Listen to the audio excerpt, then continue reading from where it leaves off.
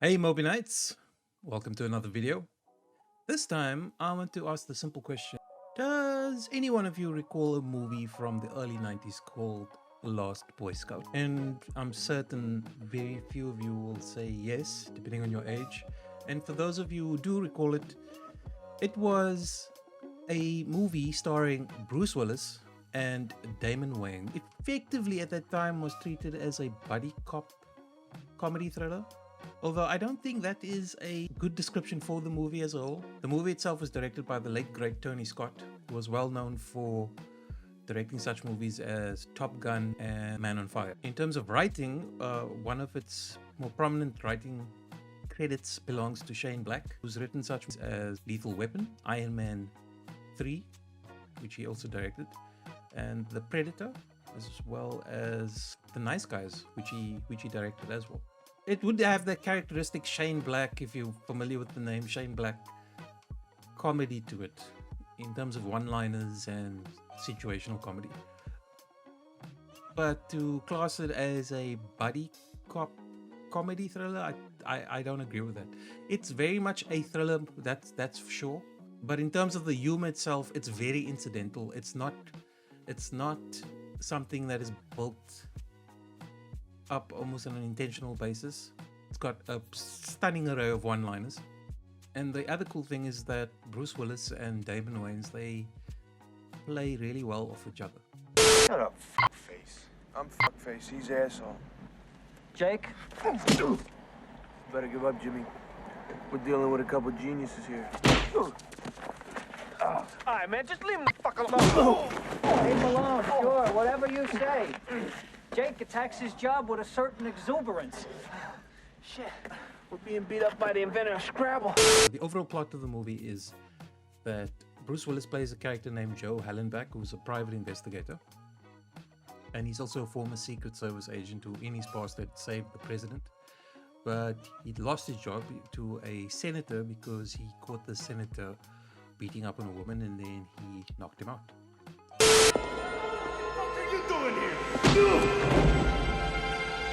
Damon Wayans plays a character named Jimmy Dix, who is a former football star who lost his position as a football star due to gambling allegations and drug use.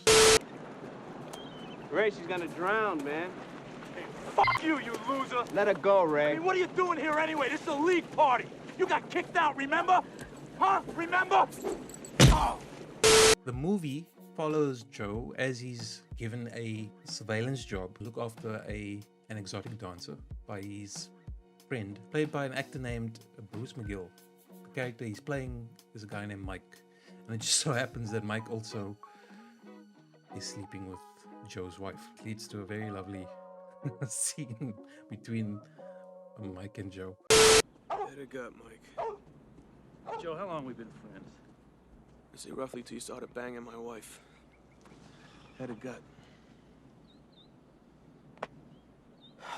God. Then Mike gets killed, and then Joe continues to take on the job of the surveillance, looking after the exotic dancer, who just so happens to play a very young Halle Berry, a character named being Corey. And sadly, in the movie, she doesn't last very long before she's gunned down in the street, which then leads to Joe taking out the people who've completed this hit on Corey, and he's joined by Damon Wayans' character of Jimmy Dix to try and find out who is behind this and what's the reason for it. Can't you fucking drive?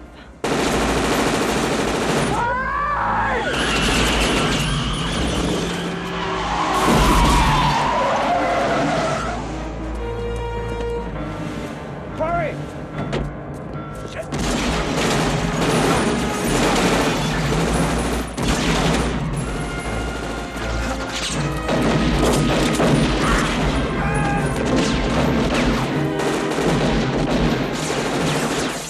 Summary, what they do find out is that an owner of a football has hired these goons to kill off people who could threaten his lobbying to get gambling, sports gambling, legalized. Because based on the premise of this movie, the viewerships of professional football is completely down, and they need to legalize gambling so that the viewership can be increased. Makes sense. Now, the reason why I ask who remembers this movie is because for some reason, when it comes to all-time great Bruce Willis movies, The Last Boy Scout sometimes features, but more often than not it doesn't, and I don't know why, because this for me is, in my personal opinion, peak Bruce Willis. He took the character that he'd created in terms of the Die Hard franchise, and in this movie he almost perfected it. He's, down on his out, drunk, has issues with his wife and his kid. He plays that role so well about being both a pessimist and at the same time being the hero / anti-hero of the entire movie.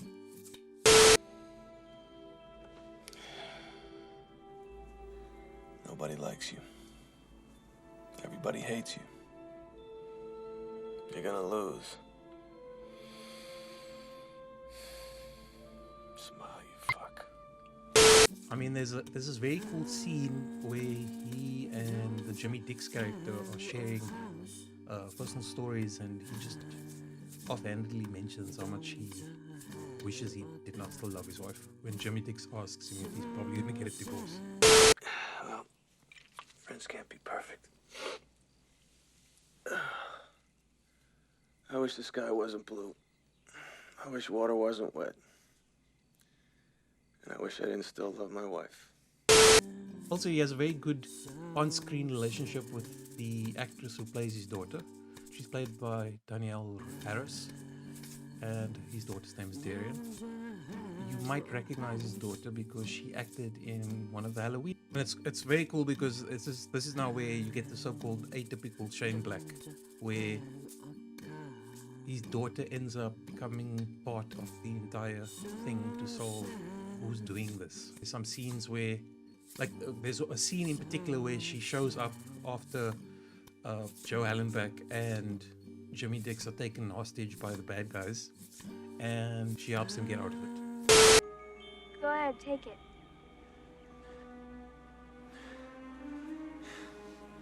Okay.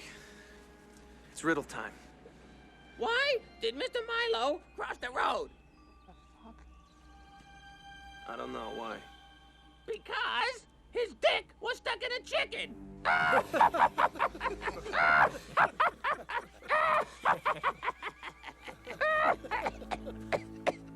Furball? Yeah.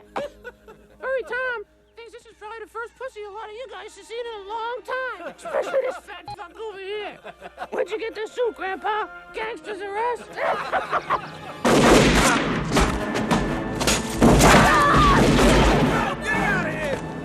Overall, I'd say The Last Boy Scout is not, as I previously said, not a thriller comedy. I'd go full on comedy. I'd go full on thriller with a buddy cop element, because the humor in it feels very mean-spirited, but in a good way, not a bad way. It feels very grounded and realistic. Bruce Willis and Damon Wayans' characters, they crack jokes to sort of deal with the things in their lives and what they're currently dealing with in any given situation. The action is good, it's very well placed. Cinematography is good. The soundtrack, though, is nothing to write home about. It's your typical, 90s thriller type music. But if anything, it kind of reminds me of the original Lethal Weapon, because the Lethal Weapon, as it evolved, it became more of a comedy and less of a thriller. But the original Lethal Weapon was very much a thriller, and there as well the comedy was incidental. It was just part and parcel of the characters. In terms of the success of the movie, at the time when it came out, and bear in mind it came out in 1991, I'd say it was a decent success, given the fact that in terms of a budget, they were working with $43 million, and then at the time their box office was $114 million. So you could say it was a success of a movie, but again, it's just one of those movies that sort of came and then went, disappeared in time, so to speak. The point of this is to just suggest to you that maybe if you haven't seen it yet, please do consider watching this movie, because the movie is good. It is really good. That's it from me this time around. If you did enjoy this video, please do give it a like and a subscribe, and please do subscribe to my channel. That really helps, because I'm really making an effort to try and grow this year. And if there's any other movies that you suggest I watch and review, feel free to suggest in the comments below. Thank you for taking the time to watch, and I'll see you on the next one. Like a prescription drug.